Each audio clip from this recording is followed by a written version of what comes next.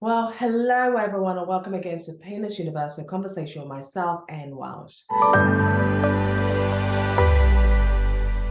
Well, this is our first conversation for season 4. It is the start of something amazing, wonderful, new, and exciting.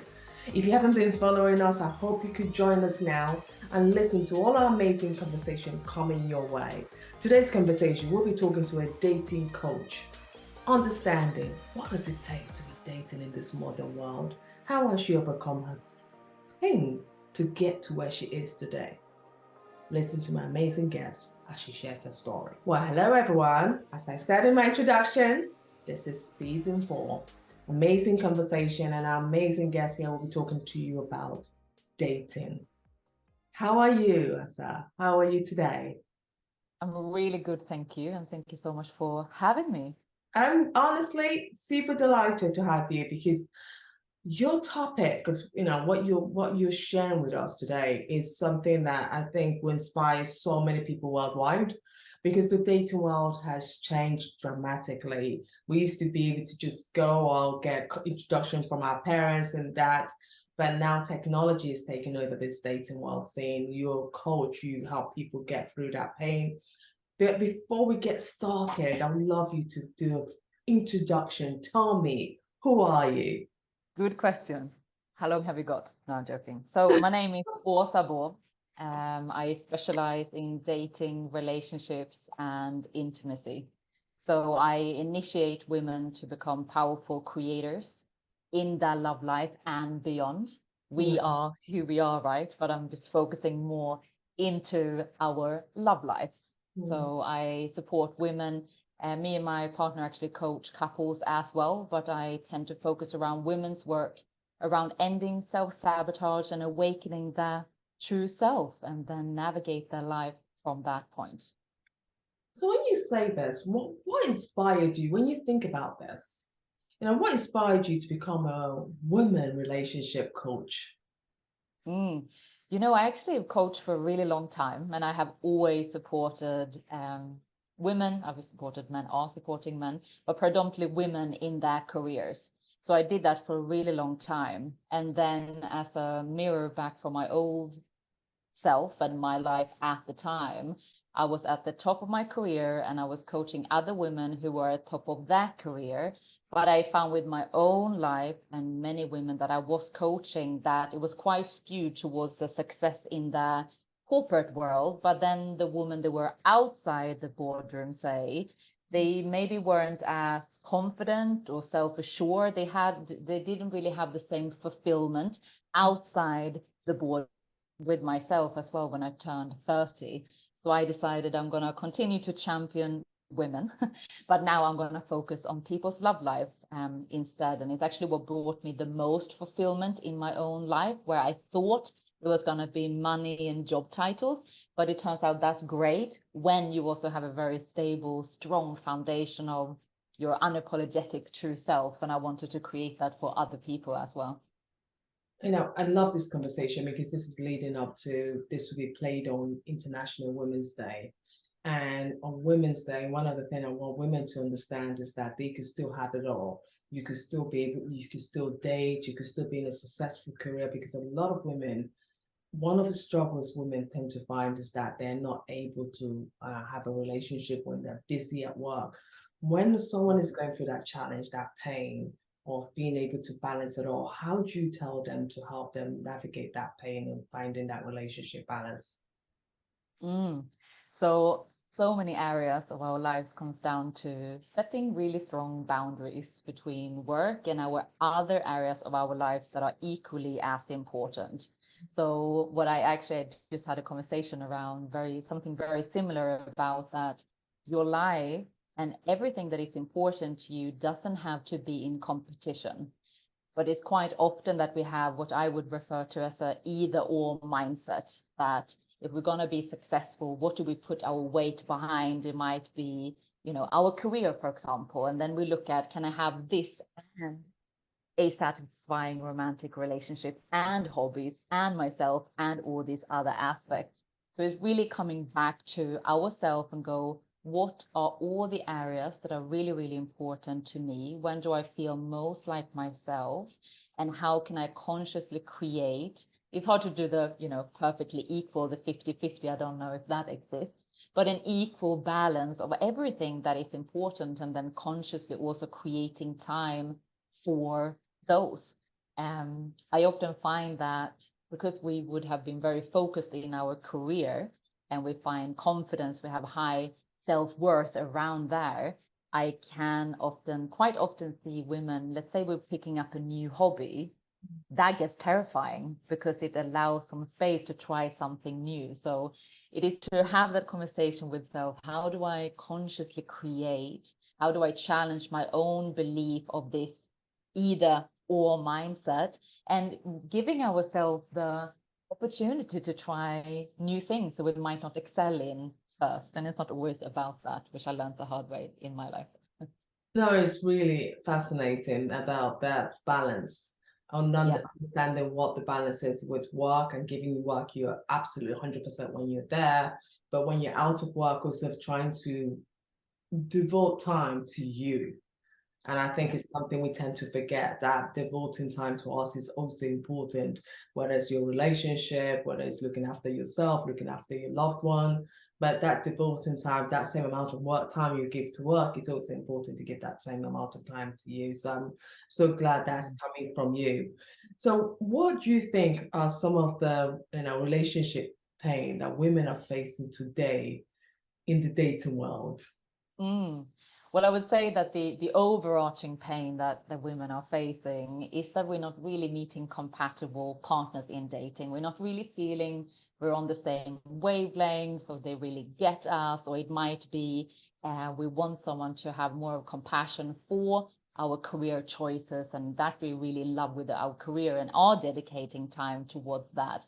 So that's the overarching, I would say. But underneath that, where I was for a very long time as well, was that time and time again, the conversations I have with many women in particular is that consciously or unconsciously, we believe that our needs are a burden.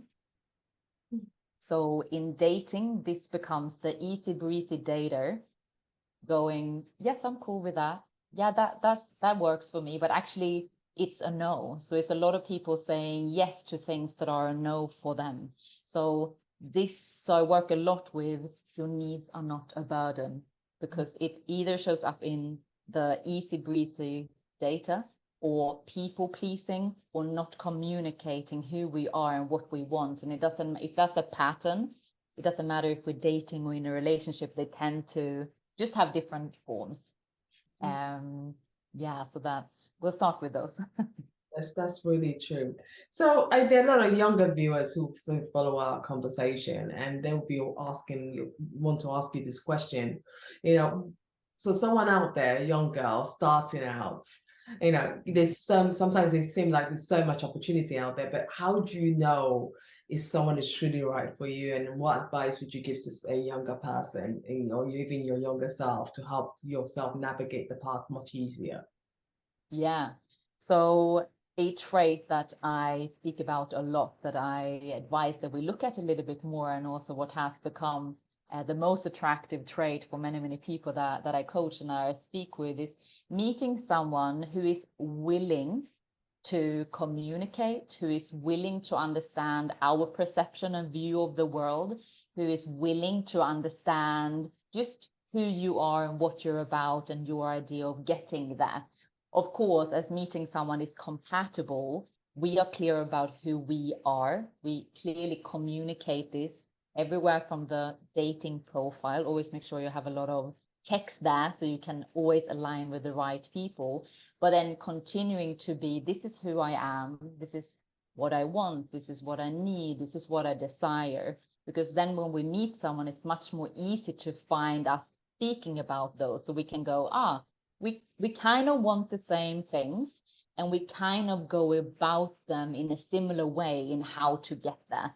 So there's no like black and white answer, but as long as we're rooted in, this is who I am, this is what is important to me, here are all my wants, here are all my no's and non-negotiables, we just find ourselves far more easier to connect with the right people because we speak about what really, really matters. And as long as we have a similarity in how we're going to go about creating that vision, that's a really good sign.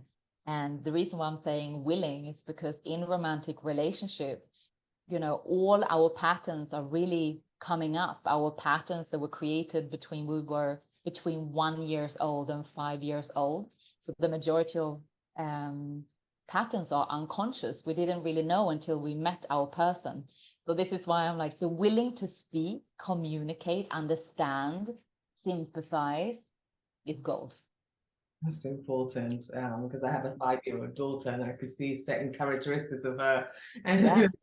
I can say, I'm like, oh, great, these are your personalities. You better find someone who would be able to match that personality because they're very unique Yeah. kind of trait Yeah. that she has and very strong, fiery lady. And I always say, I hope you meet somebody who will understand that. And I think if she goes on the other side where someone does not understand her, there will be some kind of misunderstanding and conflict in the relationship. Mm. Yeah. Yeah, it's so important. I can't remember the quote exactly, but it goes something along the lines of, may you find real love so that you don't have to spend your life translating your soul, Yes, which I think it just really speaks to me. absolutely. And that when you look at your life, how did you meet your partner and how did you guys now know that the person is the one? Yeah, so it started with me doing inner work at the age of 30. I went into therapy and I said to my therapist, I can't get this life work balance right. And also, I'm not attracting the right partners. I'm a very capable woman, but I feel like that is not translated into my love life. So we started to do that inner work, starting back from childhood onto the woman that I was at the age of 30. So we started there to just again become really, really clear. Like, I want to feel safe in a relationship. I want to feel heard in a relationship. I want to speak freely with, of course, care, love, and respect, but to really feel like someone is interested in what I have to say and the woman that I am, and unapologetically rather than always playing small. So it was a big journey internally to just getting that clarity and giving myself permission that I'm worthy of this. I can have this relationship, people like this, men like this are available, and to just challenge my own mindset about myself, but also the mindset that I had around men and the world, really, from my previous experiences when I was younger. And how we met was actually on my partner's podcast. So before we met, he works with men, but now we also coach couples, but he predominantly works with men about awakening their authentic self. So I was on a podcast with him. We started chatting because of the podcast, and then we never stopped chatting.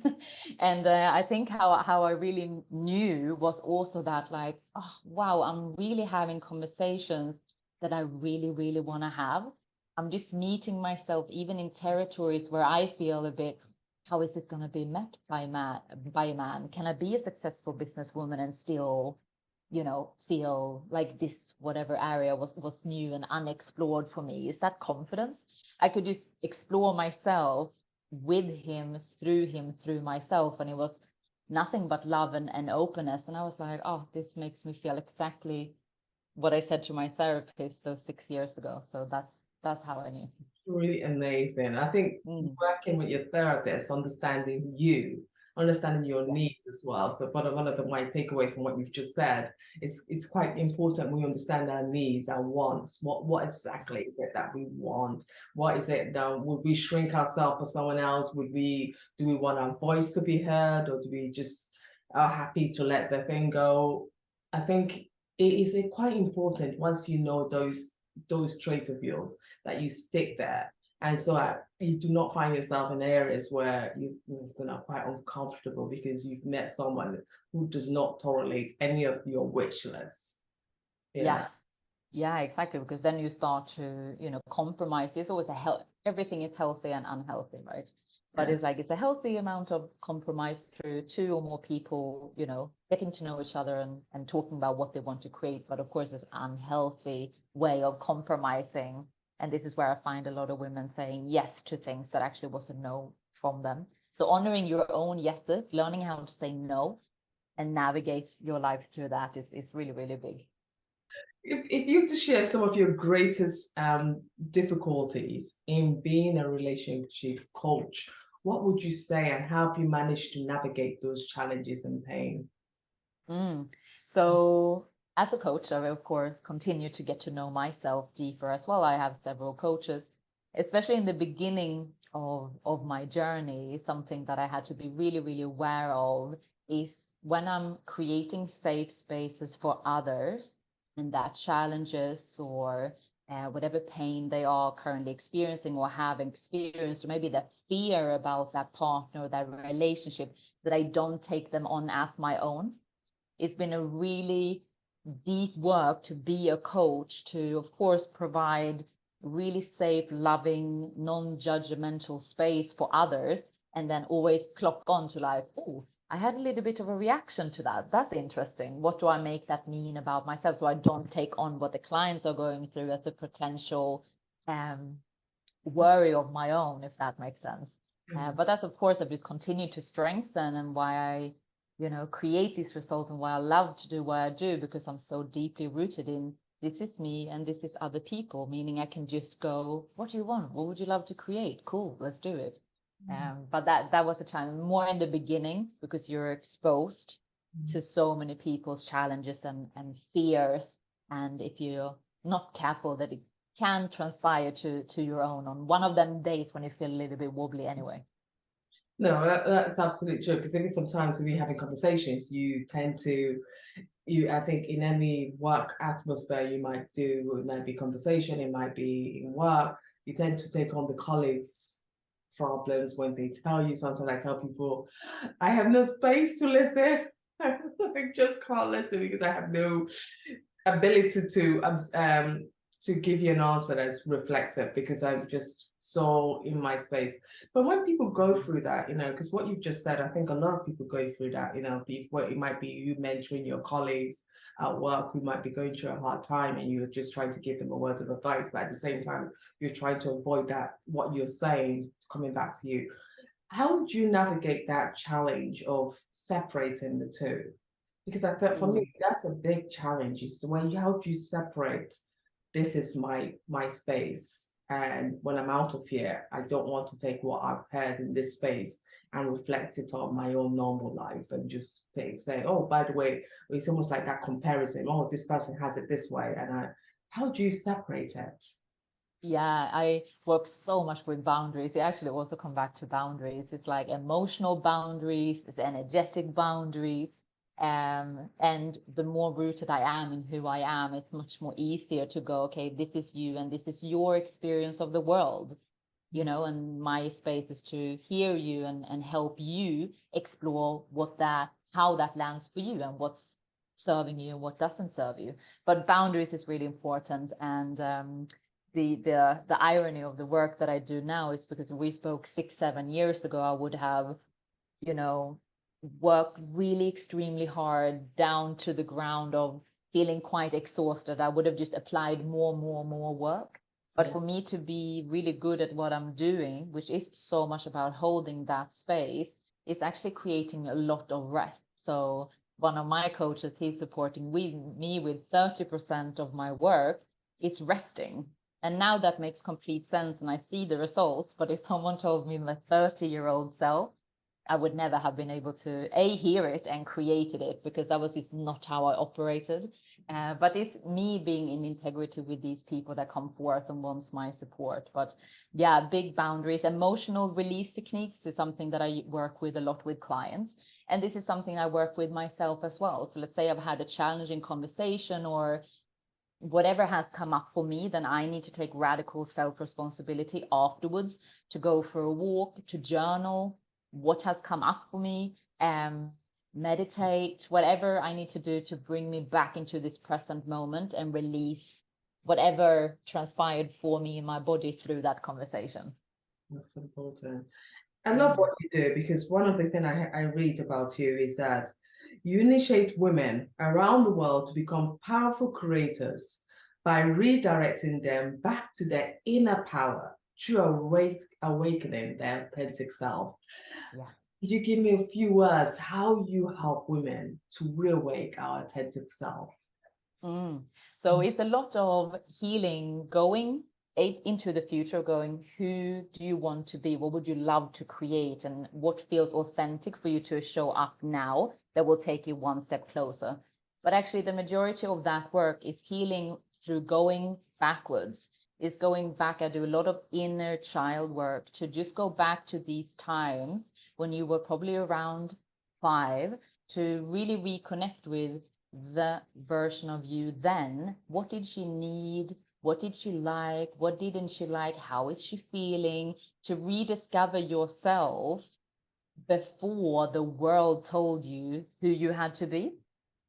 So it's Mm. just rediscovering, okay, without conditioning, without media, without the world, without you picking up from school friends or whoever is in your environment, strip all that back and just go, who is the truest version of myself?